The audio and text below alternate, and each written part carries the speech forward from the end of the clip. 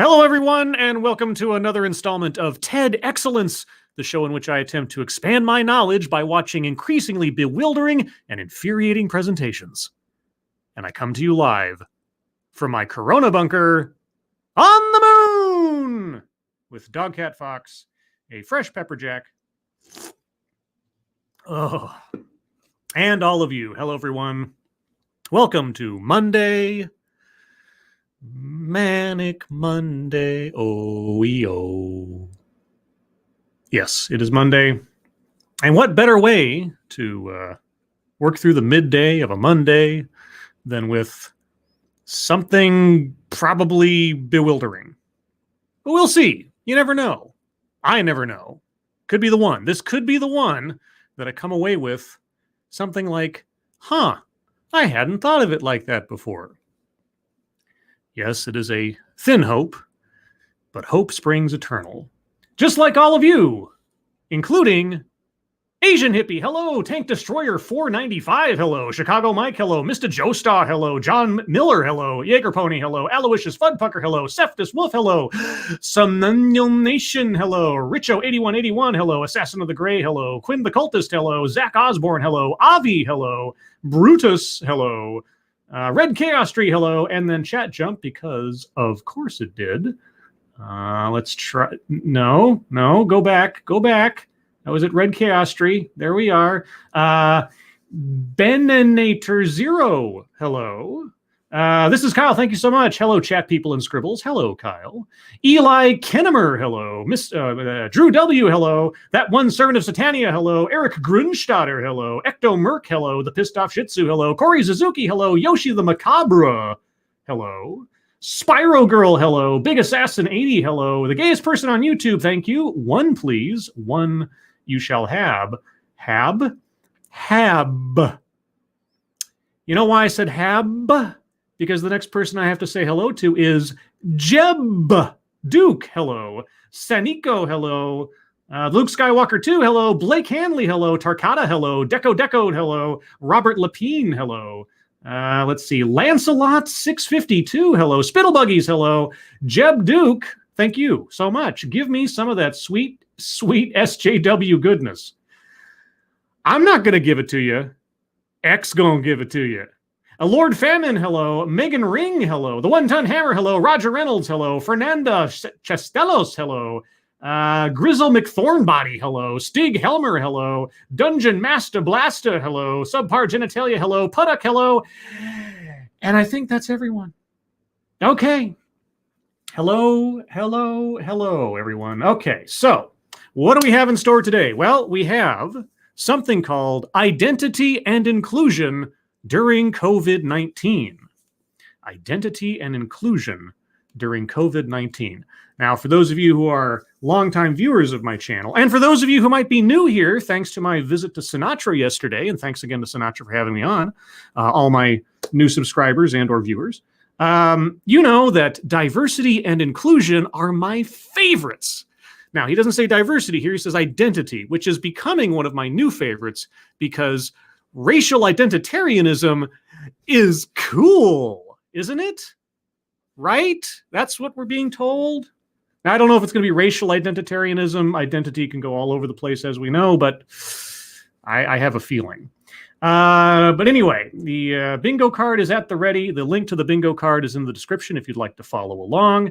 I will be circling things as I hear them or as they apply. And of course, as always, I will take arguments for or against after the presentation is over with, if I should correct my card or add on to it. Other than that, I think that's everything. So, per usual, I will start off with a few seconds for a sound test. You guys tell me if you can hear it. I think it starts relatively abruptly, the way that I edited it.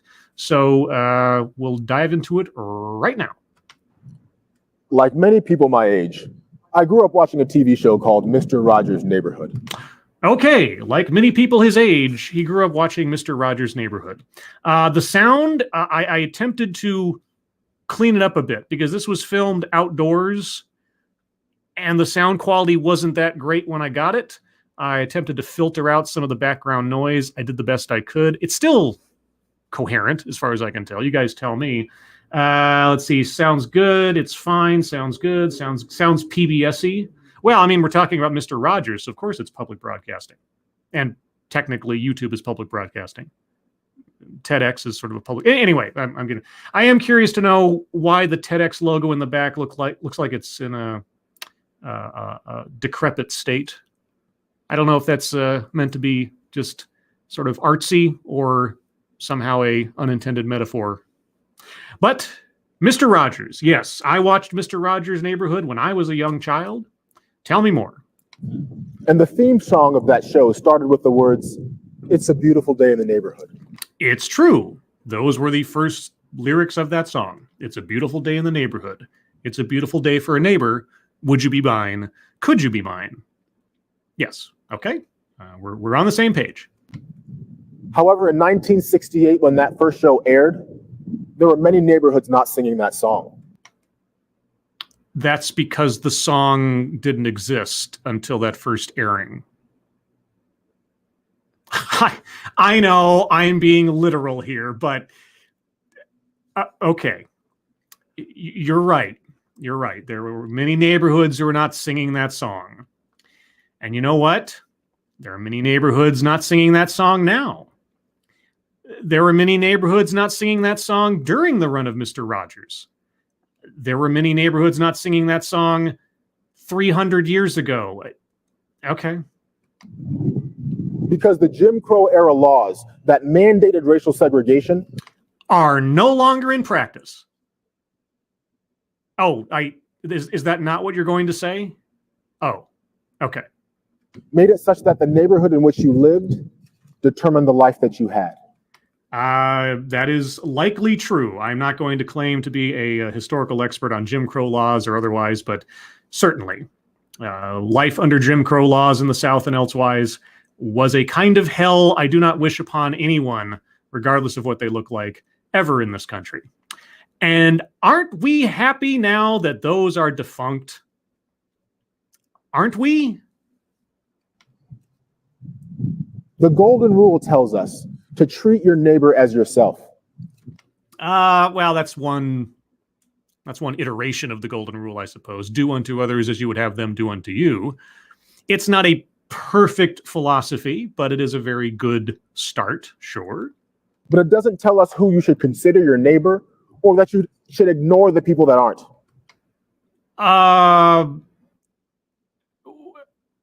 Well, your neighbor is someone who technically lives within the same. Maybe I'm missing something in the analogy here. Yeah. Okay. In psychology, there's a phenomenon that people call the familiarity principle. Yes. Put simply, that means that people tend to be more comfortable with things that they're familiar with. Imagine that. Because fear of the unknown is the most base fear in, well, not just human beings, but in beings in general. Sure. Very insightful. Therefore, Jim Crow era laws that mandated racial segregation are no longer in practice.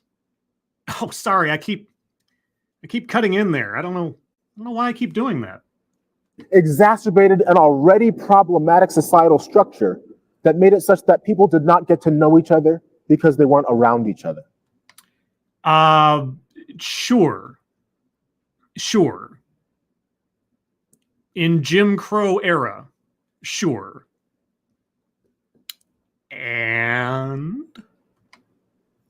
But that was 50 years ago. Yes. Well, I mean, more than 50 years ago now, if you're talking about Jim. Well, actually, I don't know. When did the last Jim Crow law get struck from the books effectively? Okay, that I don't know. That I do not know. Thank you, Drew W. Quote, treat others, unquote. He changed the words for narrative. Yeah, treat others. And thank you, Picalo Driving 8-Man. Wait a minute. He's not about to. Oh, come on. I don't want to guess. I don't want to, play like a mind reader or something, but I think I've danced this dance before. So therefore, we should think that the neighborhood in which you live now should have no bearing on the impact of the COVID-19 pandemic. What? Whoa! What? What? That was okay. I'm gonna have to back up. I'm gonna have to back up a few seconds there because I missed that jump. Where did we start and how did we end up there? Societal structure that made it such that people did not get to know each other because they weren't around each other. Okay. Yes. People were segregated under Jim Crow by race, and so the familiarity, whatever. Yeah. Okay. All right. But that was 50 years ago. Right.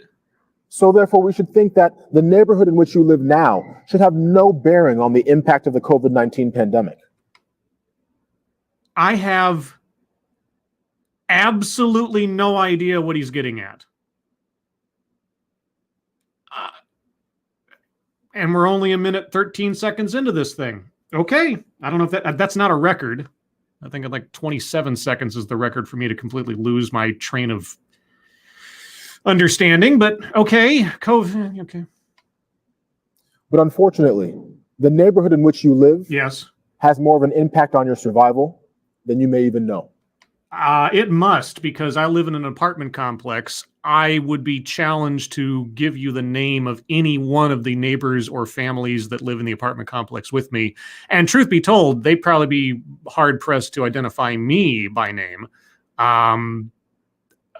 I mean, I suppose we all sort of passively keep an eye out for, break-ins or problems or fires and that kind of stuff. I mean, I've called the cops a few times on things that are going on in and around the apartment building just to keep things safe, even if I didn't know the neighbors, obviously, because it's my living space too. So okay, I'll grant you that there are probably a lot of ways that my livelihood, home is better off with my neighbors than not, even if I don't know them. I first want to start with getting you more familiar with my story. Okay, well, is this going to be a family or childhood anecdote? Because then I can circle a square. My family moved to the States from Nigeria when I was young. A family anecdote. Okay, so on the bingo card, circling free space because Dog Cat Fox needs love too. And then sirens going off in the background. Let's see. Childhood or family anecdote, just diagonally to that. All right. Let's see. Let's go over the bingo card again real quick. Attempt to coin new buzzword, buzz phrase. Not yet. Word salad, no. Systemic institutional, no. Patriarchy, no. Plays victim, not yet. Wage gap, no. Anecdote that probably never happened, not yet. School to prison pipeline, no. Cultural appropriation, no. White supremacy privilege, no. A list, not yet. Toxic, no. Make something about race, sex, etc. for no reason. I mean, I'm still trying to get the whole jump between Jim Crow era laws and the lockdown, but I don't think that quite qualifies yet. Microaggression, unconscious bias, no. Leaves out vital context. I have a feeling we're going to get there more clearly than so far. Self-vilification or wretchedness, not yet. Benevolent condescension, no. Equity, no. Marginalization, no. Feminism, no. Takes credit for something done / experienced by others in their demographic. Not specifically yet, although we could get there. Speaker should not be in current occupation or position. I have no idea what he does. And gratuitous pausing for effect. It's more difficult to tell with the ones that are done not before an audience because, they're just kind of reciting something to a camera and leaving room for editing or maybe for like corrections and things. So that becomes tougher to gauge without an audience, but we'll see. I mean, we can always judge it. Anyway, continuing. Both of my parents were physicians, but they had to redo their residency in the States when they got here. So they did so at Johns Hopkins, Georgetown, and Howard University. Wow. Both your parents were Johns Hopkins doctors and things? Wow, okay. We then moved to Indiana, where I went to elementary school and junior high, before I attended high school at a boarding school in Western Massachusetts called Deerfield Academy. You went to a boarding school? Oh, okay. Two parents who were physicians at Johns Hopkins, and you went to a boarding school. Okay. Thank you, Drew W., because COVID hit Black hoods harder in ghetto. Oh, is that where he's going? I don't know. Like I said, I don't know how he made that jump from one to the other. Like maybe he'll get there, I suppose. I then went to Stanford University where I... Stanford? Oh, no! Not Stanford! I got a whole playlist about Stanford education. Oh, boy. Stanford, identity, inclusion. What a day so far. I was on the captain of the track team. Wow. President of my class. Damn. And graduated with honors before matriculating to the University of Michigan Medical School and matching into the Department of Orthopedics at Yale. Wow. I mean, congratulations. That's impressive. I got nothing to say. That's great. I went on to get a master's degree from Notre Dame, was appointed to the St. Joseph County, Indiana Board of Health by Pete Buttigieg. Wow. And then did a family medicine residency in South Bend. Jeez. Well, credit where credit is due. That's amazing. Before going back to Michigan to be on faculty in the departments of family medicine and physical medicine and rehabilitation. You know, I got to say, I don't know that I've had a TED or TEDx speaker recently who has listed off their curriculum vitae and has been that impressive. So, like I say, all credit to him. As a physician, I can appreciate the level of privilege that I have. Privilege. Well, he didn't say white privilege. Okay, all right. I'm gonna. The bingo card is sacred, but okay. However, I do know that level of privilege changes, because even though I have all of these degrees and the pedigree, if you know nothing about those, I know that people still just see me as a young black man. You know this. You know this. You can read minds. Okay. Knowing nothing about the other people you say see you a particular way, you already know how to assess them. What was that golden rule thing again you were talking about? I must be misremembering something. Yeah. Okay. Whether I'm driving in my car, trying to pay with cash at a convenience store, okay, or going for a run. No matter how long my white coat or how visible my stethoscope, I know that there's still some people that are not going to see beyond the color of my skin. There are some people? Because how do you delineate that? How do you decide who is and is not looking at you correctly or thinking about you correctly? Because you didn't really seem to give us any filter a couple of seconds ago. But okay. But you know what? Statistically speaking, you're right. You know why you're right? Because racism is always something that will be with us. Always, always. Just like murder, just like lying, just like graft, just like death and taxes. The worst aspects of human behavior will always be with us because at the end of the day, we're all still human. So you're right. There are some people out there that will always, first and foremost, look at you and assess you on the basis of your skin color. I'm curious to know if you don't do the same. It has become brutally obvious to me, yes, that the perceptions other people have of me are based more on their perceptions of what neighborhood I belong in. What? What neighborhood you...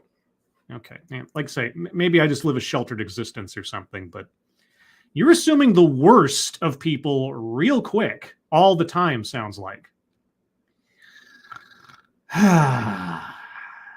Okay. And less to do with the intersectional framework with which I see my own life.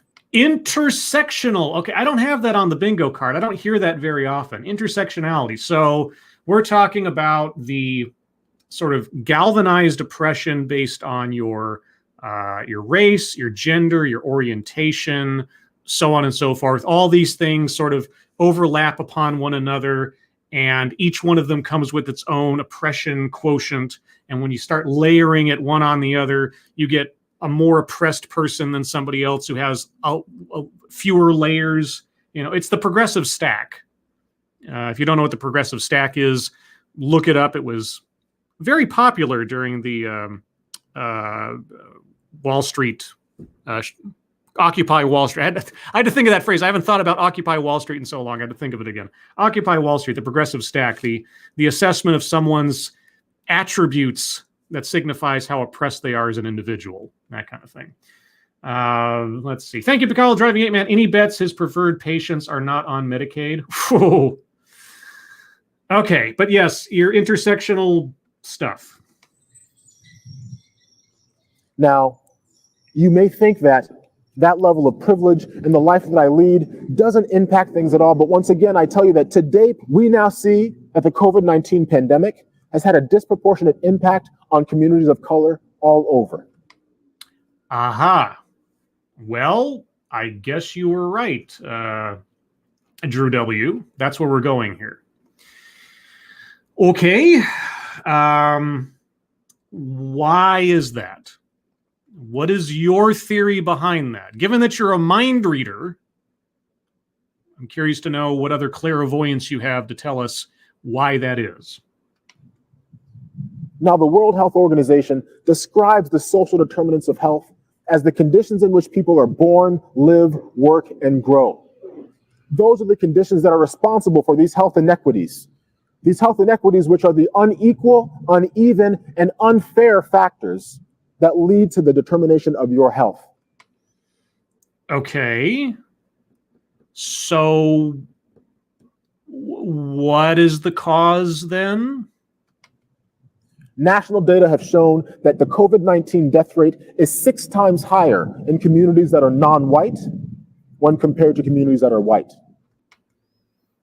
Okay. I don't know if that's true. I'll take his word for it on it. I think we talked about that on the show several times. So what is your theory behind why that is exactly? A colleague of mine, Dr. Malika Fair, recently talked about the fact that these social determinants of health are the reasons and the differences between the health that we see in our populations. Social determinations of health. So, okay, hold on a second. Thank you, Drew W. It hit blacks in UK at the same rate as US. Okay, I don't have those in front of me, but I'll take your word for it. So, I'm waiting for the theory as to why this is. I mean, so people who are not white are in a lower, I guess, socioeconomic situation, lower health situation. Therefore, they're hit harder by the COVID-19 disease. Is that it? And there are no sick or dead white people in the process of this, I guess. Now, I just recently had a conversation with a group of my students about the Tuskegee Experiments of untreated syphilis in the African American male, which happened all too recently in our history. The Tuskegee Experiments, where black men were used as targeted guinea pigs. You're going to align that with a worldwide pandemic that has killed people in practically every country on earth, regardless of skin color or socioeconomic situation. The Tuskegee Experiments. I can only imagine then that you're going to put forth a theory that this is being done intentionally. Is that it? Is that where we're going with this? And you said you're students, so you are a teacher. I'm assuming a medical teacher. You said before, I think in your long list of accomplishments. Okay. Those are the reasons why people still have a mistrust for the healthcare system, because in those experiments, the National Health Service intentionally withheld treatment and diagnosis of syphilis for the black men that were enrolled in that study. Okay, so if I'm understanding this correctly, because of the Tuskegee experiments in World War II, black people don't trust healthcare concerns And so they don't seek treatment for fear of being used as a guinea pig by the government. And because of this mistrust, they don't seek medical treatment and are therefore more susceptible to disease, infection, and so on. So it is a continued paranoid conspiracy theory that is increasing the infection and or death rate in non-white people because of fear over the Tuskegee experiments. I'm just trying to make sure I get. Now, I don't know. I have heard crazier things that ended up being true in this world, so I don't know. But am I following that chain of logic correctly here? Because that's what I've heard so far. You let me know, chat. Now, if we want to consider death the ultimate example of a lack of health,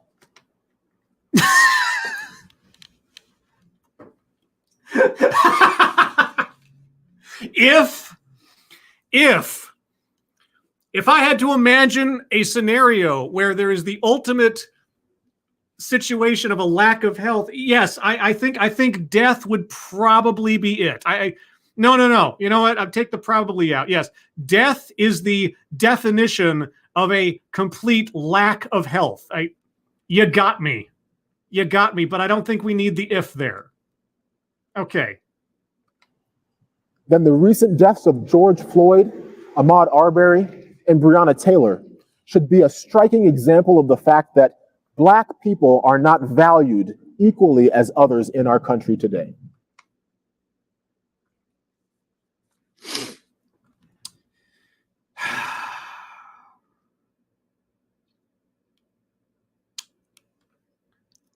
Yeah. Okay. And that's why the person and persons responsible for George Floyd dying, being killed, are walking free. You know, because we as a society, with our laws and everything, we don't value his life, regardless of who he was when he was alive. He was unjustly murdered. So obviously those people are walking free. The protests worldwide over his death, and I'm only going to be including those, and I understand it's difficult to filter this given everything, but I'm going to include the ones that were actually peaceful. The people involved who are actually peaceful and not there to destroy stuff. Obviously, George Floyd's life meant nothing.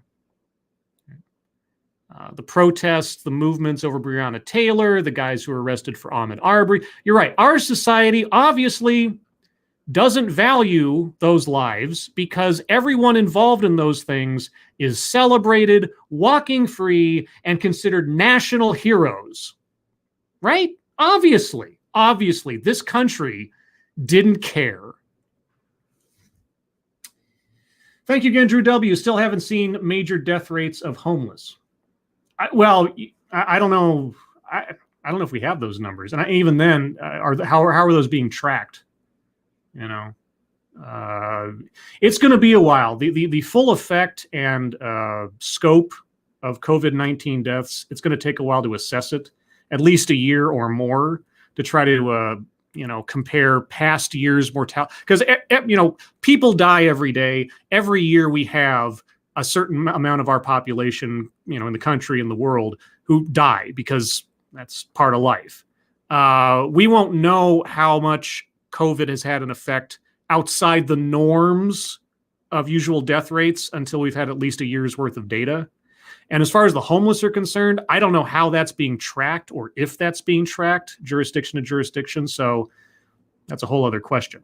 But anyway, remember guys, none of those lives mattered in this society. None of them did. Right. Now, after those conversations about Tuskegee, a lot of my students left discouraged, wondering how they were ever going to be able to dismantle the structures that had been built upon long before they came here. The Tuskegee Experiments, the now vilified experiments, the now derided parts of our personal, national history that are used as an example over and over again of the evils that government can do when it comes to race and so on, they're discouraged. Why? Because you've convinced them that we still live in a world that allows for and condones that kind of behavior? Is that why they leave discouraged? They're leaving your classroom discouraged. I can't imagine why that might be. But in order to change the culture of all of these institutions, we must first start by changing individuals. Yeah, the institutions that still practice by government backing syphilis experiments on black people, right? The Jim Crow laws, which are still in effect nationwide, and the fact that everybody involved in those 3 deaths you're talking about are perfect heroes in this country and not under arrest or suspicion or investigation in any particular way. Yeah, okay. All right. And that is precisely what a group of University of Michigan medical students are doing with Steer HD. Steer HD? You mean steer like the wheel of a car, like a steering wheel? Or do you mean like cattle? Steer HD stands for Students Teaching, Educating, and Evaluating to Reduce Health Disparities. Okay. Yeah, I guess that does spell that. Okay. I thought there was high definition in there somewhere, but apparently not. We have partnered with Walgreens and Omron Health to deliver blood pressure cuffs free of charge to communities in our area, as well as teaching them about educational practices to manage their blood pressure. Okay. Sounds good. It's fine. Okay. Each individual has an ability to make a difference and to change the cultures and the structures that we are in.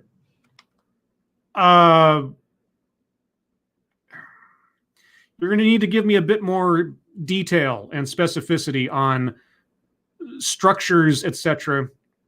And yes, he did say institution, so I'm going to circle systemic institutional here, systems and institutions. I need some more specificity. Just saying that you're going to change things, like what specifically are the problems today? Not Jim Crow era, okay, not syphilis, Tuskegee experiment era, today, that you see needing fixing. Now, the disabled community is another one that has been disproportionately marginalized for quite some time. Marginalized. Marginalization. Okay. The WHO describes certain populations of disability as having an increased risk of being affected or being unintentionally and not known to be affected by this pandemic. Well, people with pre-existing medical conditions that might affect their immune system or their respiratory system. Yeah, I mean, it depends on what we're talking about. But yeah, or as a consequence of their condition, the medications they are taking to manage it could reduce their immune system's effectiveness and then make them more susceptible. So yeah, that's why or at least, a lot of places are focusing on caring for the sick or the disabled first and foremost, because if you're healthy, you have a better chance of fighting it off, even if you get it. If you're elderly or already infirm in some way, obviously your risk goes up quite a bit. So yeah, I thought most of us understood that, but okay. Individuals with physical mobility problems that are not able to socially distance well because they rely on other people's care. People with intellectual or developmental disabilities that may not understand things like washing your hands. And then people that may rely on other people that cannot communicate and address people and tell them that they have these things because they cannot see people's faces because they're deaf and everyone is wearing a mask.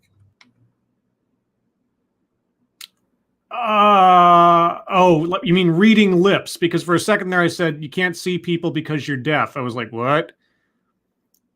And yes, maybe I'm just being very generous there, but sure. Okay, you're deaf, people are wearing masks, you can't read lips. Okay, sure, those things can happen, I guess. And okay, how do you propose to solve these inherent problems? Someone who is unable to communicate effectively, someone who doesn't understand washing their hands, someone who cannot effectively socially distance, etc. I mean, what are you proposing then? I will not deny that these are conceivable problems. Okay, and then? Now, people with disabilities and with chronic health conditions have already been long marginalized. They already felt as though their lives weren't valued before this, and now they fear going to the hospital because they think that when they get there, care is going to be rationed in favor of saving a life worth living. What? What? What? What was the quotation marks? Life worth living? Who? I must have missed something. Okay. It's not just disabled people who are avoiding going to the hospital. A lot of people are avoiding going to the hospital. A lot of people are avoiding going to places that they have been told over and over again are packed to the gills with sick people and would not have the care available or the room available to treat them in the first place, let alone that you may be going into a place with a higher percentage of chance to catch something if you're already compromised with your immune system or think you already have COVID. There's a lot of reasons people aren't going to the hospital, and they're not necessarily disabled in making that decision. A life worth living. So someone's personal paranoia over what doctors may or may not do for them if they go to the hospital, that's a problem coming from whom again? And what was the quotation marks? Life worth living? Who said that? Did someone? I don't know. Did someone say that? Did Trump say that? Did another politician or a doctor that's out there say that? I don't know. Who's he quoting?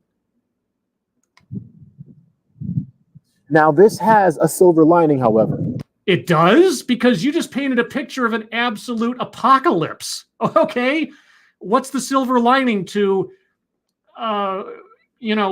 societally paranoid-induced fear of medical treatment? Because due to the familiarity with inaccessibility of our world, the disabled community is keenly aware of how to create solutions to problems by our ability to then adapt to any environment. Okay, so the people that can't communicate, the people that can't understand washing hands, so on, they don't need any help because they can adapt no matter what? So are you arguing for apportioning more care to disabled people, or are you saying that disabled people aren't in need of help? Did I miss something? Seriously, I'm gonna look at chat here for a second. I mean, I have looked at chat here and on, but I've been paying attention to what he's saying. Chat, did I miss something there? Because that seemed to be mixed messages is what I'm getting here. Advocatus Diablo, is he disabled that hour? I'm assuming he is in some fashion, because when he did the whole quotation marks thing, he only used one arm. I mean, I'm guessing. I don't know. I have no idea. But I mean, he seems to be including himself in that. So maybe that's going to be a revelation here soon. Let's see. Zach Osborne asked the same question. I'm imagining maybe. I don't know this guy's situation. So I don't know. Let's see. Zio Gold, do you think the speaker will say something an anti-vaxxer would say? I don't know what he's saying right now. He's gone all over the place. He's drawn lines between Jim Crow and COVID-19, and then Tuskegee paranoia over healthcare to disabled people already know how to create solutions because they can adapt better than regular people, I guess. I don't know. Slapper360 says word salad. You know what? Yes, he's not making a whole lot of sense. He's mixing a whole bunch of metaphors and claims and definitions there. Let's see. Wage gap. Okay, I'm gonna continue. We might get to a list later. leaves out vital context, just in general. Okay, we'll get to the end of this and we'll see what we have. I often tell a story that a man told me about his son. Okay, I don't want to say this is going to be an anecdote that never happened, but I'm getting ready for it. He said his son was in kindergarten, was colorblind. Okay. And his homework would say, color the circle blue. Okay, and was his teacher aware of his disability? He used to ask his son, how do you get your homework done? Okay. It says color the circle blue, but you're colorblind. Yeah, thanks, Dad. Thanks for rubbing it in. In kindergarten, a kindergartner. So we're talking like, what, 5 or 6? So, okay. And his son looked back at him with this perplexed look and said, Dad, I never use crayons that aren't labeled.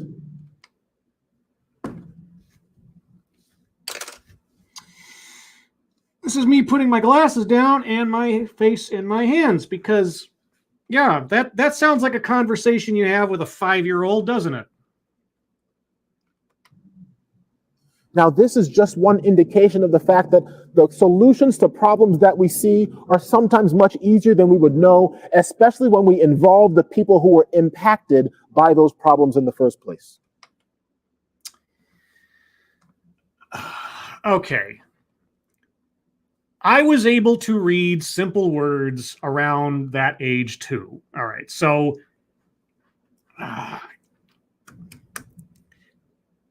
yeah, and lateral thinking about the problem is not something that is somehow, incapable for 5-year-olds to achieve. So I don't know. Is that an anecdote that never happened?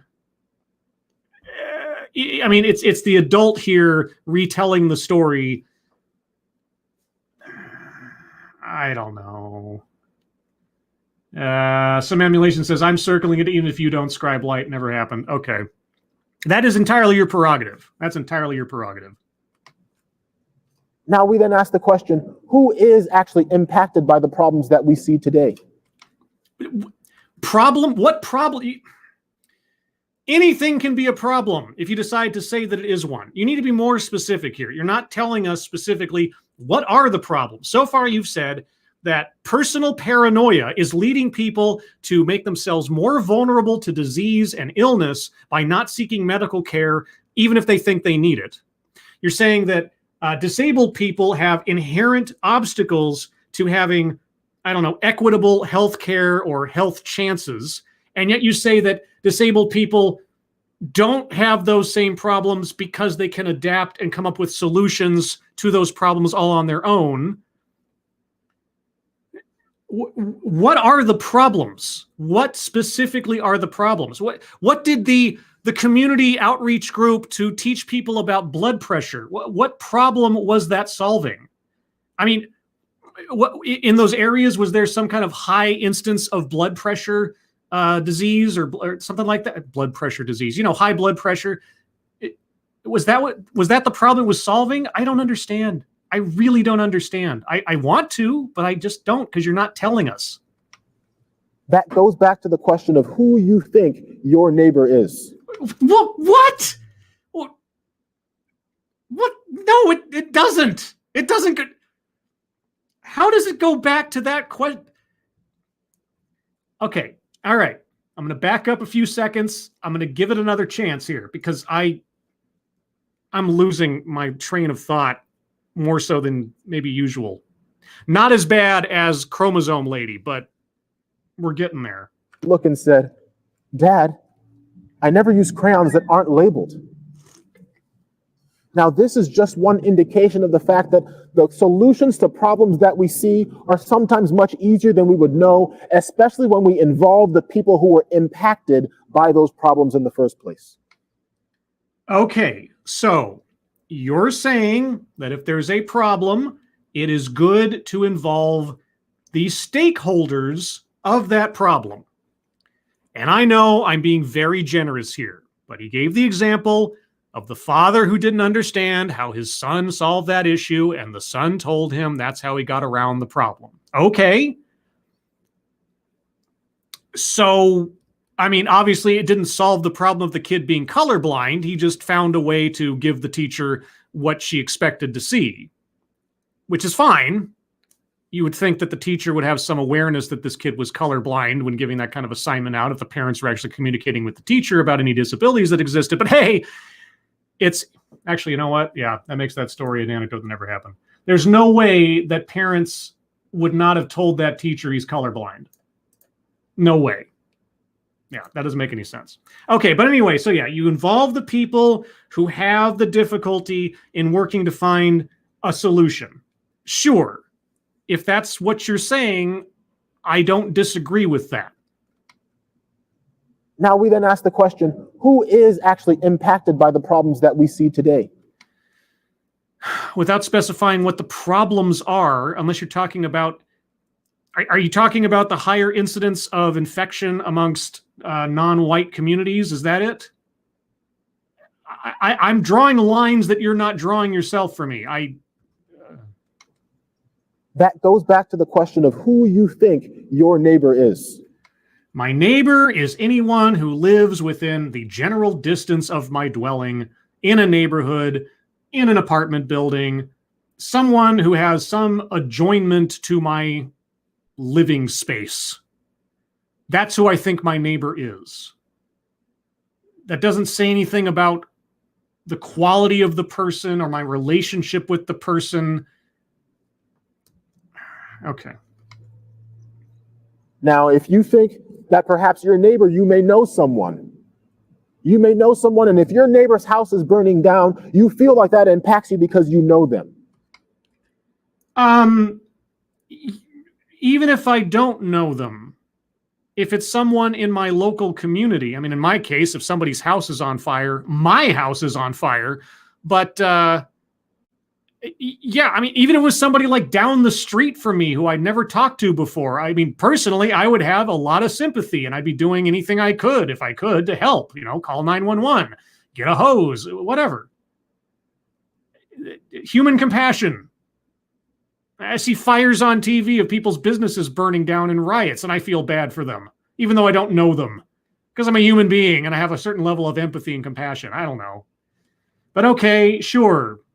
If I know them, I care about their house. Are you going to say if I don't know someone, I don't care? You feel like that impacts you maybe because you may even love your neighbor. Uh-huh. And so what's the contrast you're aiming for here? I can already guess, but tell me. Or that may only impact you because you then fear that your house will be burning down next. Is that not a reasonable concern? If the house next to mine is on fire and my house is filled with my family and valuables and God knows what else, is that an unreasonable concern?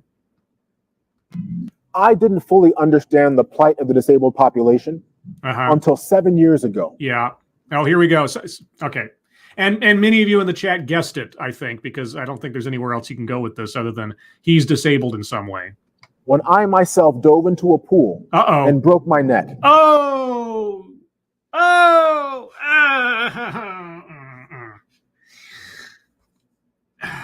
And you see, I'm cringing inside at the notion of that.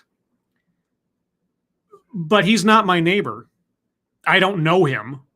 How can I possibly have that kind of empathy for someone I don't know? I can't imagine. Paralyzing me from my chest down. Oh, God, that sucks. Thrusting me into this world of disability, and then instilling in me the conviction to then approach the intersections of disability and race to realize the implications that those intersections have on life. So prior to your accident, you couldn't have imagined that someone paralyzed from the chest down had a different set of difficulties than everyone else? Even though you're a doctor, your parents were doctors. I mean, certainly it is a different thing to actually live that situation than to try to sort of academically imagine or empathize with someone else who has it. Sure. But you couldn't have... Okay. All right. This neighborhood that I now live in. Yes. This neighborhood that I now understand the things that others were going through, even though had you asked me before, I would have thought that I was treating them as my neighbors. Well, okay. Just like I can presume that your perspective on the situation is far different now than before your accident, right? I can presume that you didn't like have an absence of empathy for someone who was paralyzed before you were paralyzed. What, you think that nobody has the ability to have any sympathy for someone or even try to project themselves into their shoes, so to speak, just because they don't know them or just because they're not their neighbor, even if they are their, what are you? I'm going to back up again. I just want to make sure I heard this correctly. Intersections of disability and race to realize the implications that those intersections have on life. Disability and race. So is a guy who's disabled like you from the chest down, does he have it better off than you do simply because he's white? Is he living a more wonderful experience as a paraplegic because he's white? Is that it? Why would you bring up race? Okay, make something about race, sex, etc. for no reason. Yeah, yeah. I mean, do you have less sympathy for a white paraplegic than you do for a black paraplegic because of intersectionality? That's the implication. I don't know if you know that's what you're implying, but that's what you're implying. This neighborhood that I now live in, this neighborhood that I now understand the things that others were going through, even though had you asked me before, I would have thought that I was treating them as my neighbors. So you would have thought, weren't you? Weren't you? What were you? How were you treating paraplegics before your accident? How were you looking upon people who are paraplegics before their? I mean, I don't know. You tell me. You just brought it up. So were you like dismissing them? Were you kicking them to the curb? Did you pity them or so? What did you do before this? How did you treat other people before your accident? That's the primary question now, because I don't know how to evaluate what you've just said until you tell me. I would have thought that I understood the things that they were going through. Really? Really? Well, that smacks of a certain level of arrogance that I don't think I possess. But then again, I'm not you. But I did not. You know, you did not. You did not. I mean, no matter how much I might be able to imagine what it's like for someone who's deaf or blind or paralyzed or whatever else, I also know that I don't know. It's the best I can do. But you couldn't do that before your accident. Okay. And not because I had some intentional desire to exclude them. No, you were just naturally arrogant, I guess. All right. But because I just did not know the needs that they had. Well, sure, and you can be forgiven for that. You know, like I say, I'll take my friend Blind Press as an example. Okay, and I've talked with her many times and done a couple of TEDx's with her now, and I've seen, and beyond that, I've seen documentaries about blind people. I've seen TV shows describing what it's like, and so on and so forth. Yeah, I can have some sort of academic sense of what it must be like to be a blind person, but I can't know. I'll never know unless it happens to me. And that's natural. You can't blame someone or hold someone to account for not knowing what it is to live in a particular state of being, not being in that state of being. So, I mean, I'm glad you've discovered some kind of empathy, whereas before you had some kind of arrogance, but I don't know what kind of revelation you're putting through here because, okay, I'm obviously overthinking this. Thank you. This is Kyle. I know he thinks it sounds noble and virtuous, but what it actually sounds like he said was, quote, I didn't have understanding or empathy for disabled people until I myself became disabled, unquote. Freaking psychopath.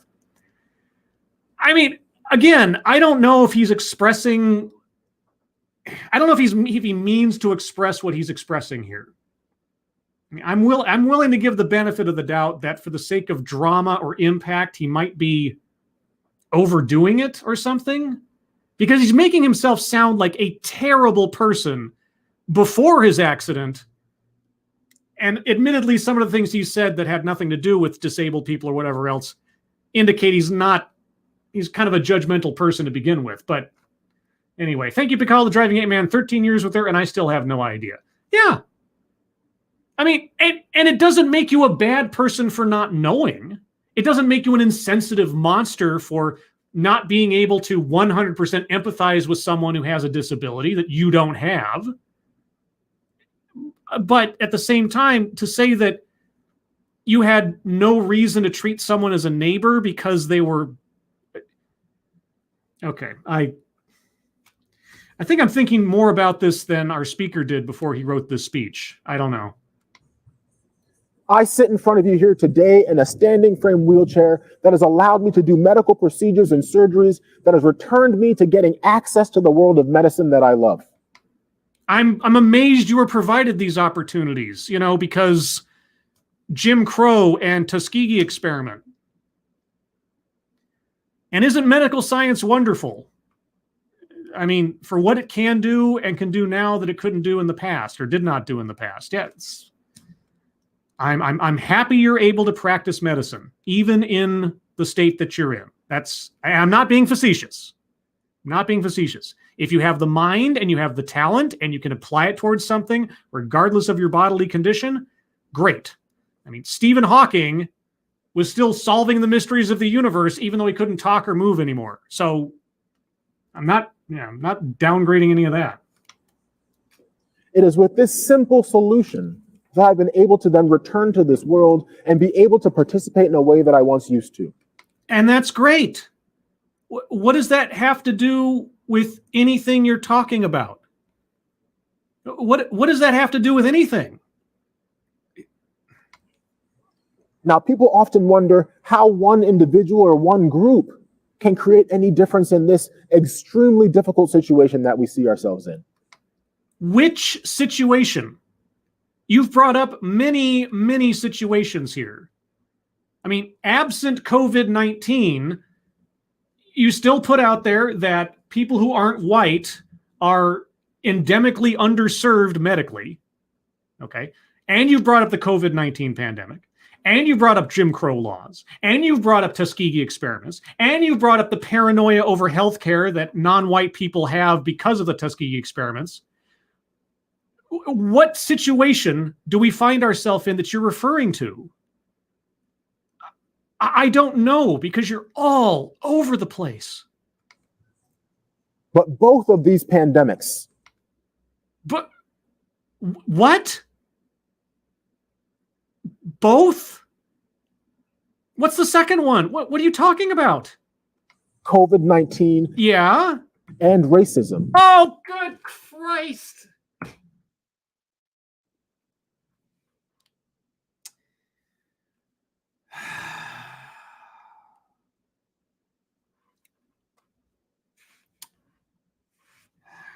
Okay.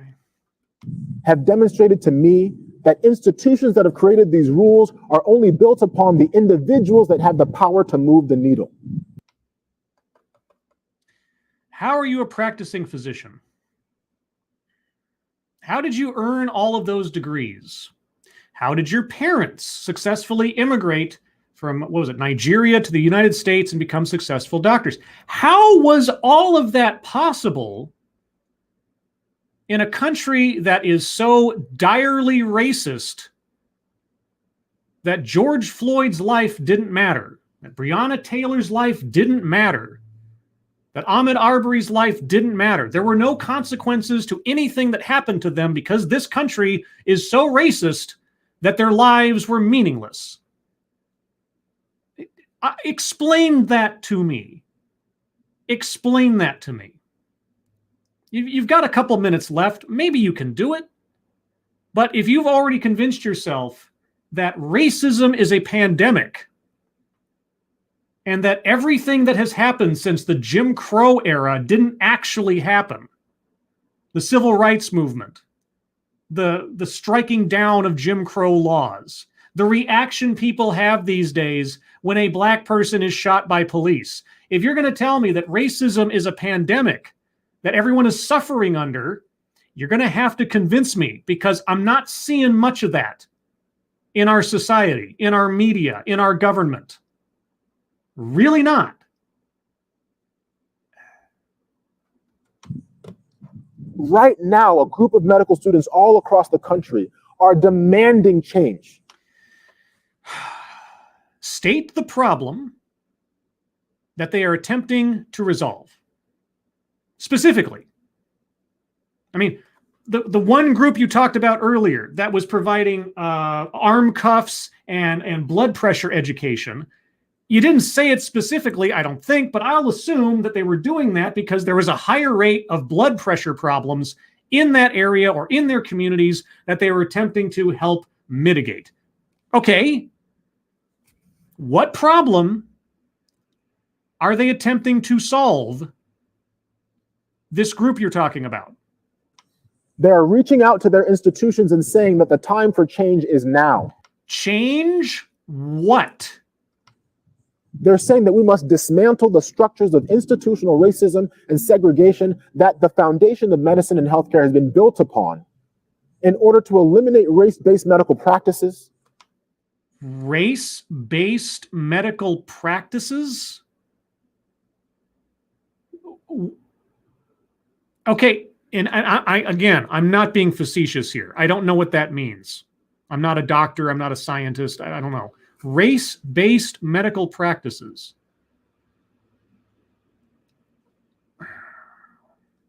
In order to create anti-racist curriculum for their patients, for the students, for the faculty and the staff. Because the presumption is that they're already all racists? I don't know what that means. It must be my white privilege talking, I guess. I don't know. I assume that is going to be the answer, the rejoinder I'd get if I said that out loud to someone. And in order to demonstrate that, we need to create a culture that is intolerant of any type of prejudice.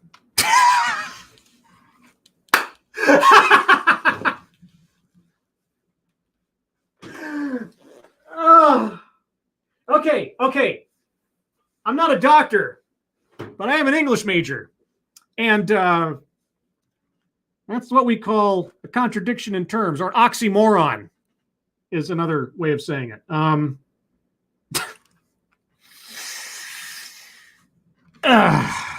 Okay, intolerant of any kind of prejudice, like assuming that people I come across are immediately going to assess me in a particular way because of my skin color, right? Or because of your disability, like you were doing before your accident, now that you're enlightened.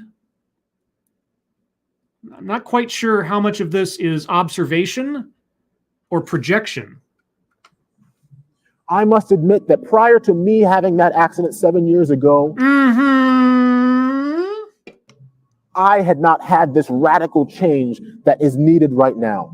And so now you are cleansing your soul of your past misdeeds by assuming that everyone else operates the way you did before your accident. Because that's what it sounds like you are saying. Yeah. I did not fully acknowledge and know that there were people that were not being treated the same as others, even though I thought I entered a profession where that was the reason why I was there. Okay, that airplane sound in this I can't do anything about, obviously. You didn't know that people were treated differently prior to your accident. I know you went to a boarding school, but how did you survive childhood? How did you survive your teenage years without seeing how people treat each other, whether it's based on race or just you're wearing glasses and the other kids aren't? What? I cannot believe that is the case. I cannot believe you're being serious right now when you say that. Okay. Even though we only got a minute or so left on this thing, I'm circling leaves out vital context. Let's see. What else? Benevolent condescension. I mean, okay. Let's finish up and then we'll go over the card. My brain's in three different places at once right now. Pepperjack is helping or not? I don't know. Now, not all of you are going to be able to be disabled black men. Well, you're right. That is very true. Sure. And that gives you some kind of special wisdom, does it? But it shouldn't take you having the lived experience to be able to acknowledge that racism and ableism are the reasons why people that you may not consider your neighbors are having a devastating time right now.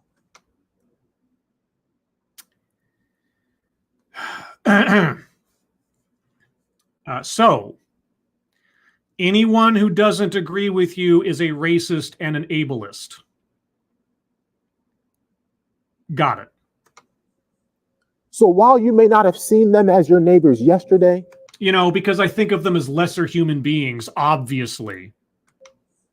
My hope is that after this, you will see them as your neighbors tomorrow. Oh, yeah, boy. Yeah, you've delivered the light upon the problem that no one else could provide. Man, oh man. I don't know how I operated in this world prior to this TEDx talk. Because even though you may not understand what people are going through, yeah, I can empathize or imagine something maybe because I'm a human being who's not an arrogant. Sorry. I sure hope it doesn't take you breaking your neck to realize that this problem affects you as well. This problem, which problem? You have brought up at least 4 or 5 concepts that are problems. Which one? Racism? Oh, I know racism affects me. I'm told over and over and over again how horrible a person I am based on my skin color. I really do understand that. I don't really internalize it because it's bullshit, but yeah, no, it affects me.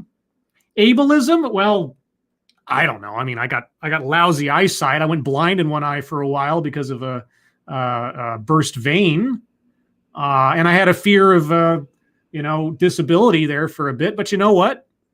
It's kind of funny. Well, funny, not funny. Ha ha. My sister, when she was very young, she had an aneurysm. Thankfully, not the one that kills you, but she had an aneurysm, and it caused her to go blind in one eye.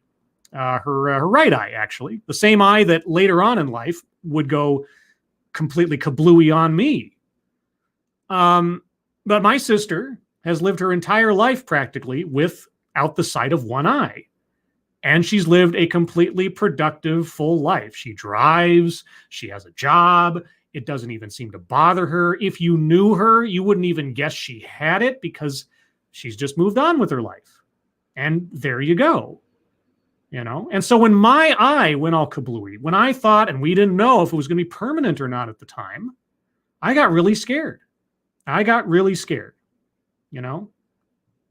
it's a hallmark of my sister's ability to just live with this thing that I had to remember as I'm sitting there in the hospital, unable to see out of one eye, that the person sitting across from me, my sister, who brought me to the hospital, has had to live with that her whole life. I had to remember that because I never think about it because she just moves through the world without a problem. And that comforted me. Because I said to myself, well, hell, if she can do it, you can do it. If it comes to that, And that's the same thing I see when I meet people who are paralyzed or like blind press, who has no eyes at all. I mean, I'm not looking forward to the possibility of being a paraplegic if that ever happens. I'm not looking forward to the possibility of being blind, obviously. But I also take comfort in the fact that I know people, I have seen people, I have lived amongst people who have picked themselves up and moved along in spite of it. And I can't believe that I am unique in that notion. I cannot believe that I am just so empathetic, that I'm so imaginative or something. that I'm unique. I don't believe that for a second. So the world that our speaker has painted of human beings operating in it is a very dire one. And I can't even imagine whatever life experiences have led this guy to believe this to be true of other people around him. I mean, there are shitty people out there, no doubt. But I cannot buy into this worldview. I just can't.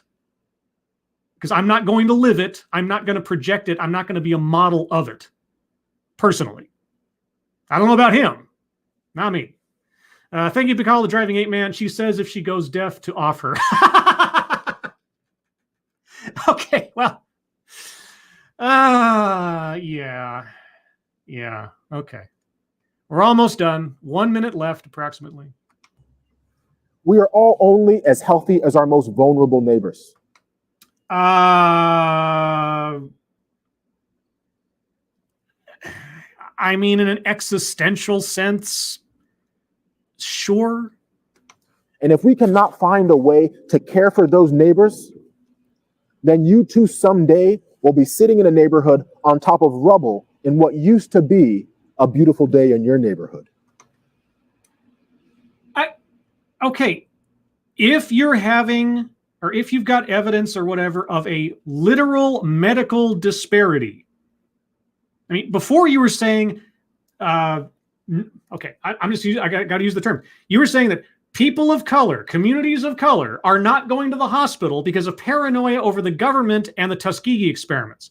So from your own statements, you're saying that by willful choice, people in those demographics are not seeking medical care due to paranoia. All right. And you want to solve that problem by going to the institutions they already fear and trying to solve it from within? And that equates to the people in our community not receiving equitable care. Well, are they not receiving it, or are they not seeking it? I can't tell what you're talking about. You want to fix the thing that they're scared of, so they're not scared of it anymore, but you're not also reaching out to the people who have an unreasonable fear of doctors? Or so. Okay. The future will be your fault. Okay. Even if the past is not. Oh, but I thought that Jim Crow laws and Tuskegee are examples of what's going on now, and the institutional racism that's been prevalent since Tuskegee and Jim Crow is still in play. Okay. We are all in this together. Are we, though? Because you seem to be dividing people up quite a bit. And therefore, I want to end with just an invitation. Okay. The same way that Mr. Rogers always began his. Okay. We are all in this together. He never began his show that way. He never began that. It's a beautiful day in the neighborhood. It's a beautiful day for a neighbor. Would you be mine? Could you be mine? It's a beautiful day. It's a beautiful day for a beauty. Would you be mine? Could you be mine?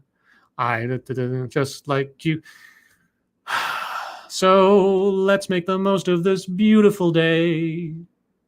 Something, something, you might as well say. Would you be mine? Could you be mine? Won't you be my neighbor? I know I forgot some lyrics there, but none of them included what he just said. And so, let's make the most of this beautiful day. Oh, okay. There you go. Since we're together, yes, we might as well say, yes. Would you be mine? Could you be mine? Yes. Won't you be? Yes. My neighbor? Sure.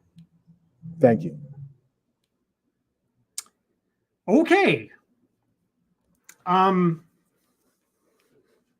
Well, that was a thing. All right, let me review the bingo card one more time here, and then I'll take your guys' comments and input, and then we'll wrap up. Attempt to coin new buzzword buzz phrase. I didn't hear anything along that. Now he did talk about the Steer HD. That's an organization. It's not him trying to go for a white fragility or malicious tranquility or something like that. So I don't count that. Patriarchy, no. Plays victim. Yep. I mean, even if he's playing a victim of himself to a certain extent. Wage gap, no. School to prison pipeline, no. Cultural appropriation, no. White supremacy privilege. There was implication there, but I mean, do I or don't I? Okay, I'll leave that open. You guys can make arguments. A list, I don't think he ever made a list of things. He listed off several things, but he never said, I've got 3 steps, etc., or something like that. So toxic, no. Microaggressions, unconscious bias, no. I mean, there was an implication there about unconscious bias. He never said it, though. Again, I'll leave that one up. Self-vilification or wretchedness. Well, I mean, he was vilifying his past self as not being sensitive to the plight of, or being incapable of seeing or even empathizing with someone who's disabled. So I'll circle that one. Benevolent condescension. Well, I mean, it was kind of there when he's like, people who aren't white are too paranoid to seek out medical help or something. That was kind of where he went with that, it seemed like. So I'm going to circle that one. I mean, that was my interpretation, at least. I mean, he said on the one hand, he said that they're basically helpless because they're disabled. On the other hand, they said they can adapt and solve any problem. So I'm not quite sure where he's going there. Equity, he never used the word. Feminism, no. Takes credit for something done or experienced by others in their demographic. I mean, he brought up Tuskegee and Jim Crow laws, and I mean, that would get us a bingo, but I'm not going to circle it just to get the bingo. What do you guys think? Do you think he was equating himself into those situations? Speaker should not be in current occupation or position. I mean, if his students were leaving his classroom discouraged based on his Tuskegee experiment paranoia, yeah, I wouldn't want to leave my students discouraged, especially since that is, it's nuts. Gratuitous pausing for effect. Again, I can't really circle that one because any pauses, he's either dealing with the noise quotient or he's outside, doesn't have an audience, so I can't circle that one. Okay, so white supremacy privilege is a maybe, and takes credit for something done or experienced by others in their demographic is a maybe. So if you guys have any input, otherwise I'll take those now. Let me get the bingo card up and running here. So you can see what I have going. There you go. So that's the bingo card as I have it at present. What do you guys think? Mr. Unite for the Children Ren. I'd say he implied white privilege equals to not be scared of medical system / Tuskegee / Jim Crow. Yeah. Okay. I'll circle it in a second. I'll take some more input first. Puddock, you won't get anyone on your side if you already assume the worst of them. You don't have to be a saint or expect others to be saints, but I'm so mad to see how unforgiving and snooty these people are. I mean, if he really was that monstrous of a person before his accident, that he was so arrogant about interpreting how other people are or how he values other people, and he suddenly had a revelation afterwards, and he wants to think that everybody thought the way that he did, yeah, it's a different kind of prejudice at that point, isn't it? Joshua Sager, Scribe Light, you need to add a square for an ironic lack of awareness. His entire talk was him attacking others for lacking empathy for those who aren't like them, like he did before his disability. Yeah, I mean, toxic equity. I mean, lack of self-awareness. I try to avoid as many abstracts as I can. I don't know. I don't know. The bingo cards, this is like, just for you guys' edification, those are new here. This is like the 4th or 5th iteration of the bingo card. A lot of things are not the same now as they were when it first started out. And thanks again to Frosted Glass for making the original version of this. I think we have a relatively well-balanced card for a TEDx talk. That's the other thing you have to keep in mind with this. This is about putting in things that might be found in a TEDx talk, that are predictable in a TEDx talk. So right now, I think we have a relatively well-balanced card. I'm always open to taking suggestions if there's one that you think should be replaced or modified. It's not a bad, I'm not saying it's a bad suggestion. I'm just like, I don't really want to change it right now. But that's just me. Renovaccio, Scribelight, this TEDx has taught me that putting an asshole in a wheelchair doesn't necessarily make them less of an asshole. He is demanding we all learn to empathize, yet appears to have learned little himself. Well, that's the thing. A disability is not a determinative factor in someone's character. You know, it doesn't mean anything. It doesn't define anyone as a person. It might define aspects of their life and their livelihood or difficulties, etc. Certainly, but it says nothing about who they are. It just says something about what they are to a certain extent. Just like skin color, just like eye color, just like height, just like age, and so on. I've used the comparison several times in the past. A black male. Am I talking about our speaker? Or am I talking about Samuel Little, the serial killer? It doesn't say anything about the quality of the person. It doesn't. These things do not. That's how we have to look at it. I listen to his ideas. I listen to his words. Whether he could walk, even if he could walk, and he said the exact same things, it would not change my perspective on what he said. Anyway, that one sort of standard. Scribelight, while you're at it, Mind Reader could be a good potential square for the bingo card. Yeah, like assumes facts, not an evidence kind of thing. Maybe. Okay, I'll think about it. I'm always open to revising the bingo card. I've done it before. This is actually one of the most recent versions. Some emulation. He listed 2 pandemics, COVID and racism. 2 things is still a list. Oh, you're right. You're right. That's true. Yeah, and I've said that before. Yeah, 2 things are a list. You're right. Okay, I'll grant you that. We are. I see. He didn't say school to prison pipeline. He didn't mention feminism. Okay. So chat, I'm going to leave this one up to you guys, and I'll need a vote. And I need you to be pragmatic here, okay? Because I am myself on the edge of this. So the square that says takes credit for something done / experienced by others in their demographic. If you think that square deserves to be circled, in all seriousness, from what he said, put a 1 in the chat. If you don't, put a 2. Okay? And I'm not looking for, just to get the bingo. If you're doing it just to get the bingo, and of course I can't tell whether you are or not, that's not the point here. I want to make sure that we're at least being honest about it when we circle these things. All right, I got 1, 1, 1, 2, 2, 2, 2, 2, 2, 2, 1, 2, 1. I'm seeing a lot of 2s.